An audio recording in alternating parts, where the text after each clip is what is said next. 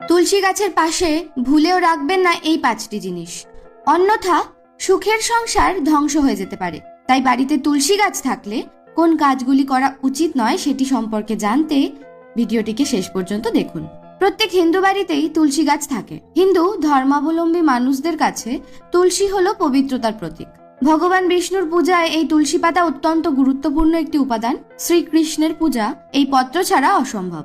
তুলসী শুধু একটি গাছ নয়, বিভিন্ন দেব দেবীদের বাসস্থান। তুলসী গাছ বাড়িতে থাকলে বাড়ির সমস্ত বাস্তুদোষ দূর হয়ে যায়। এইবার বলি তুলসী গাছ বাড়িতে থাকলে কি কি করবেন না। কিন্তু তার আগে আপনি যদি চ্যানেলে নতুন হয়ে থাকেন তবে চ্যানেলটিকে প্লিজ সাবস্ক্রাইব করুন এবং পাশে থাকা বেল আইকনটিকে অবশ্যই প্রেস করুন। বেল আইকনটি প্রেস না করলে আপনারা কিন্তু আমাদের চ্যানেলে আপলোডেড ভিডিও দেখতে পারবেন না।